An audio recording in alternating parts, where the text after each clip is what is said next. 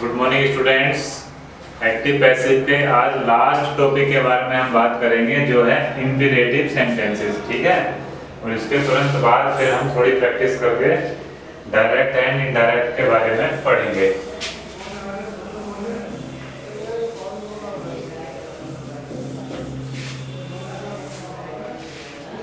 तो देखो, आज का हमारा टॉपिक है इंपीरेटिव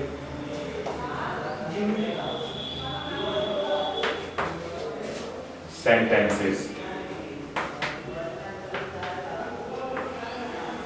ठीक है, इंपीरेटिव सेंटेंसेस का क्या करना है हमें? Active and passive voice.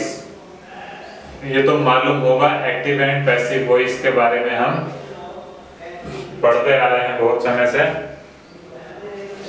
तो सबसे पहली बात यह है, इंपीरेटिव सेंटेंस कौन से होते हैं? सबसे पहले तो यही मालूम होना चाहिए। तो भाई इंपीरेटिव सेंटेंस वो होते हैं जो मेन वर्ब की फर्स्ट फॉर्म से स्टार्ट होते हैं। क्लियर है इतनी बात? तो देखो, इंपीरेटिव सेंटेंस का सबसे पहला टाइप किस तरह का होता है? वर्ब की फर्स्ट फॉर्म प्लस ऑब्जेक्ट। ठीक, पहला टाइप ये होता है वर्ब की फर्स्ट फॉर्म प्लस ऑब्जेक्ट। केवल इतना सा नियम है जरा सा, और ये सेंटेंस इंपीरेटिव का कहलाता है। सेंटेंस कैसा होगा? Do this work. याद रखेंगे बात, जिस वर्ब की फर्स्ट फॉर्म के बाद में ऑब्जेक्ट दिया हुआ है वो इस तरह का सेंटेंस होता है जैसे डू दिस वर्क, यानी कि ये डू क्या है? वर्ब की फर्स्ट फॉर्म। दिस वर्क क्या है? ऑब्जेक्ट। क्या करो? ये है काम। ऑब्जेक्ट फाइंड करने का तरीका हमारा बहुत पुराना है। वो कौन सा है? क्या या किसको लगाने देने से क्या मिल जाता है? क्या या किसको लगाते ही ऑब्जेक्ट मिल जाता है। करो, डू माने करो। दूसरी बात, इंपेरेटिव सेंटेंसेस के द्वारा क्या होता है? किसी को आदेश दिया जाता है, सलाह दी जाती है, ऑर्डर भी दिया जाता है। ठीक, ऑर्डर माने आदेश है, सलाह हो गई, एडवाइस, और क्या रिक्वेस्ट की जाती है? रिक्वेस्ट माने प्रार्थना। तो इस तरह की सभी बातें किसमें आती है? हमारे इंपेरेटिव सेंटेंसेस में। फॉरबिड का मतलब होता है मना करना, यानी इसमें किसी काम के लिए मना भी किया जाता है। समझ में आ गई बात? तो देखो, इसे बनाने का नियम क्या होगा? लेट, ये जो नियम है हमारे, ये जो रूल है, ये एक्टिव का है। ठीक, एक्टिव का रूल ये होता है और सेंटेंस ये होता है। अब देखेंगे पैसिव।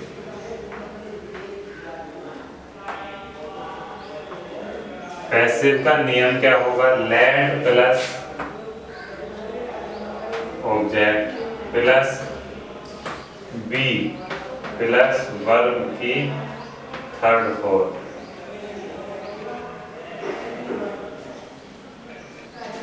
समझ में आ रही है बात? Let plus object plus be plus verb की थर्ड फॉर्म। इसी के आधार पर ये सेंटेंस में बनाना है। देखो, तो सबसे पहले क्या लिखने की बात है हमारी? लेट। तो यहां हमने लिखा लेट। ये सेंटेंस बना रहे हैं ऊपर वाला।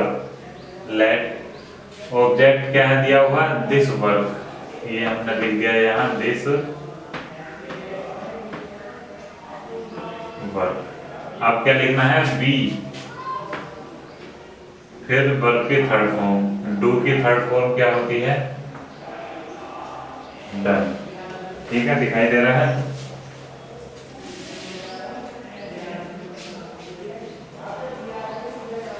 समझ में आ चुका होगा सेंटेंस? नहीं आया तो एक सेंटेंस और देख लेते हैं। ये पहला सेंटेंस हुआ, दूसरा सेंटेंस और देख लो एग्जाम्पल में।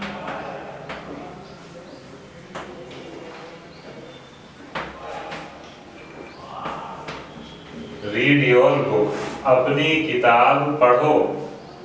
समझ गए?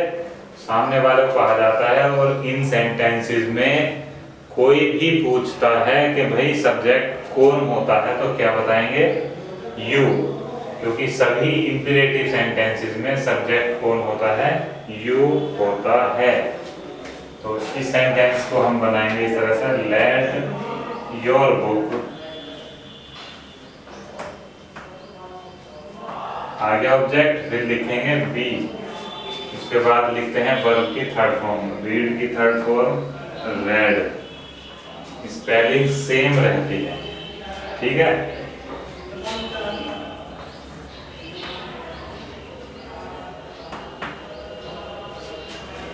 राइट ए लेटर,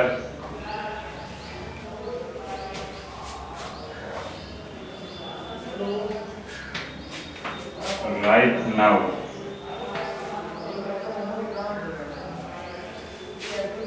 लिखो एक पत्र। राइट नाउ माने बिल्कुल अभी या तुरंत। तो वर्ब की फर्स्ट फॉर्म है, सबसे पहले क्या लिखेंगे? लेट। ऑब्जेक्ट क्या है? क्या लिखो? एक पत्र। फिर बी, थर्ड फॉर्म, राइट की थर्ड फॉर्म क्या होती है? रिटिन। ठीक, बस अब क्या बचा? कुछ नहीं। राइट नाउ ऐसे लिख देंगे हैं।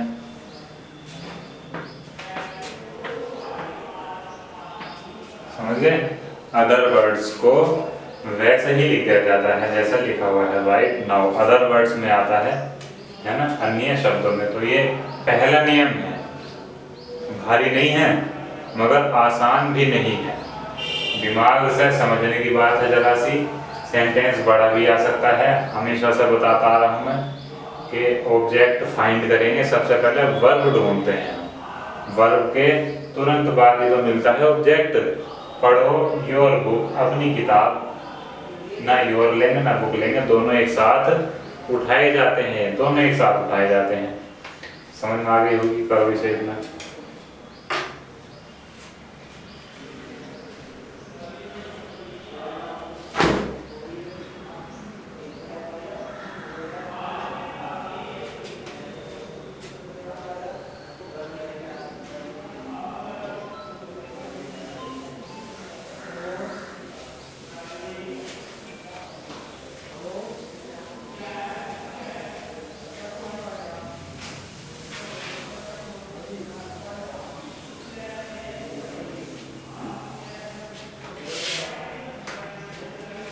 इससे अगली बात, अगर निगेटिव सेंटेंस है उसमें डू नॉट आता है, मान लो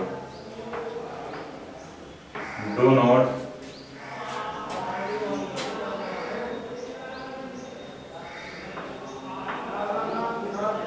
बीट हिम, फुल स्टॉप। तो क्या लिखा है? Do not beat him. Do not से स्टार्ट होता है सेंटेंस, तो इसका नियम क्या बना देंगे हम? सबसे पहले लिखेंगे डू नॉट प्लस वर्ब की फर्स्ट फॉर्म और प्लस ऑब्जेक्ट। ये तो नियम बनेगा। ये है कैसा? एक्टिव का। ठीक, अब इसी की पैसिव बनानी है तो बनती है कैसे? Late plus object plus. एक बात ध्यान देंगे, ऑब्जेक्ट का सब्जेक्ट नहीं रखते हैं यहाँ, जो ऑब्जेक्ट दिया है वही रखते हैं। समझ में आ गई? तो let plus object plus not plus be plus verb की थर्ड फॉर्म, ये बनता है इसका नियम। और ये कौन सा है? पैसिव का।